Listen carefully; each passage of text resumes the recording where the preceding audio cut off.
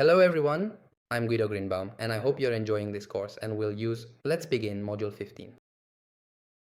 When a university issues microcredentials, the first challenge isn't technological, it's evaluative. How do we know if they're making an impact? How do we measure whether students are truly benefiting? How do we demonstrate that the credentials have value in the job market? This module addresses precisely that. How to use educational and labor analytics to measure the effectiveness of microcredentials. For decades, education was measured with very simple metrics: number of enrollments, graduation rate, and grade point average. But those metrics are no longer enough. In a modular learning ecosystem, we need to know which skills are being developed, how they are applied, and what real impact they generate. And that's where learning and employability analytics come in. Educational analytics is not about monitoring the student, but about understanding learning patterns to improve the educational experience. It is an institutional feedback tool, a mirror that shows us what works and what doesn't. And when we combine it with employability data, we can understand which credentials truly open doors in the job market. We can think of analytics on three levels: academic analytics, which is the monitoring of learning; institutional analytics, which is the performance of programs; and labor analytics, which is the outcome in the job market. Microcredentials allow us to connect all three, because each one leaves verifiable digital traces. A digital credential not only certifies something, it also generates data. Data about who obtained it, when, how, and for what purpose. Data about its level of dissemination on social networks, its acceptance among employers, its academic traceability. Each batch is a living source of evidence, and that evidence can be transformed into strategic knowledge.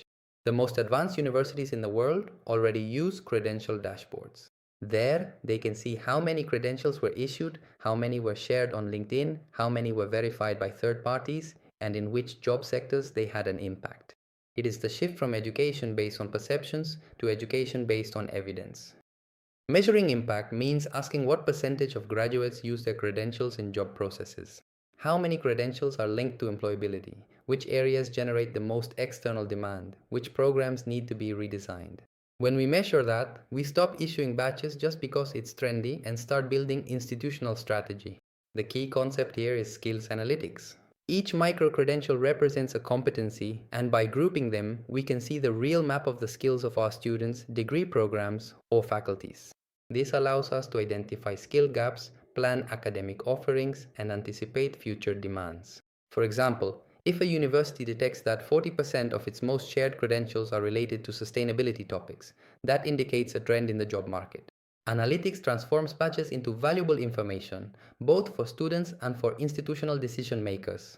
Analytics also helps demonstrate return on investment, or ROI.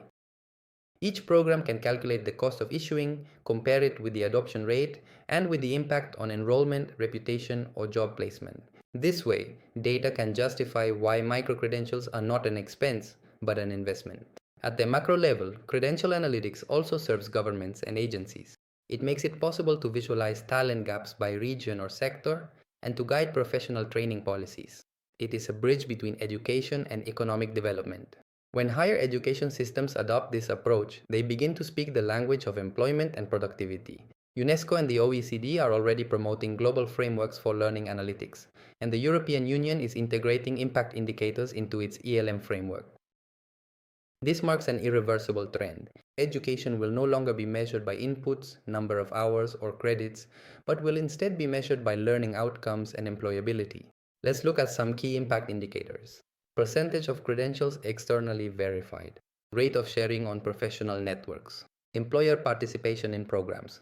Salary progression and job position after the course. Number of agreements signed based on microcredentials. Each institution can adapt its own dashboard, but what's important is that data guides decisions. We also need to consider the ethics of analytics. Educational data is sensitive. It must be used responsibly, respecting student privacy and consent. The goal is not to evaluate people, but to improve processes and opportunities. Data is a compass, not a judge. The key is to integrate analytics with academic decision-making.